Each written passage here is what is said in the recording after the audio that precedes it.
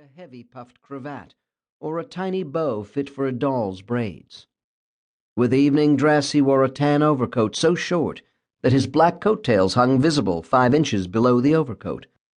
But after a season or two, he lengthened his overcoat till it touched his heels, and he passed out of his tight trousers into trousers like great bags. Then, presently, he was seen no more, though the word that had been coined for him remained in the vocabularies of the impertinent. It was a hairier day than this. Beards were to the wearer's fancy, and things as strange as the Kaiserlich boar-tusk mustache were commonplace. Sideburns found nourishment upon childlike profiles. Great Dundreary whiskers blew like tippets over young shoulders. Mustaches were trained as lambrequins over forgotten mouths. And it was possible for a senator of the United States to wear a mist of white whisker upon his throat only, not a newspaper in the land finding the ornament distinguished enough to warrant a lampoon. Surely no more is needed to prove that so short a time ago we were living in another age. At the beginning of the Ambersons' great period, most of the houses of the Midland town were of a pleasant architecture. They lacked style, but also lacked pretentiousness, and whatever does not pretend at all has style enough. They stood in commodious yards, well shaded by leftover forest trees, elm and walnut and beech, with here and there a line of tall sycamores, where the land had been made by filling bayous from the creek. The house of a prominent resident facing Military Square, or National Avenue, or Tennessee Street, was built of brick upon a stone foundation, or of wood upon a brick foundation. Usually it had a front porch and a back porch, often a side porch, too. There was a front hall, there was a side hall, and sometimes a back hall. From the front hall opened 3 rooms, the parlor, the sitting room, and the library.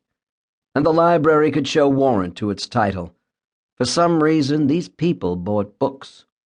Commonly, the family sat more in the library than in the sitting room, while callers, when they came formally, were kept to the parlor, a place of formidable polish and discomfort.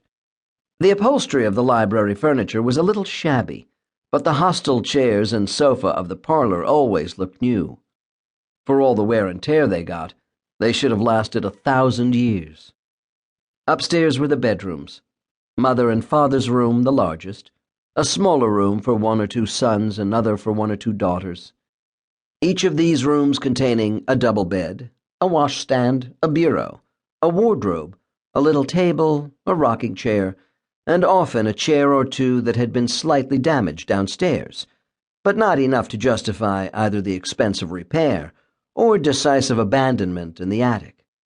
And there was always a spare room for visitors, where the sewing machine usually was kept. And during the 70s there developed an appreciation of the necessity for a bathroom. Therefore, the architects placed bathrooms in the new houses, and the older houses tore out a cupboard or 2, set up a boiler beside the kitchen stove, and sought a new godliness, each with its own bathroom. The great American plumber joke, that many branched evergreen, was planted at this time. At the rear of the house, upstairs, was a bleak little chamber called the girls' room, and in the stable there was another bedroom adjoining the hayloft, and called the hired man's room. House and stable cost $7,000 or $8,000 to build, and people with that much money to invest in such comforts were classified as the rich. They paid the inhabitant of the girls' room $2 a week, and in the latter part of this period, $2.50, and finally $3 a week. She was Irish ordinarily, or German, or it might be Scandinavian, but never native to the land unless she happened to be a person of color.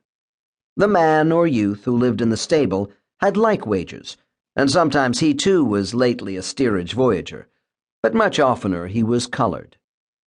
After sunrise on pleasant mornings, the alleys behind the stables were gay. Laughter and shouting went up and down their dusty lengths, with a lively accompaniment of currycombs knocking against the back fences and stable walls, for the darkies loved to curry their horses in the alley. Darkies always prefer to gossip in shouts instead of whispers, and they feel that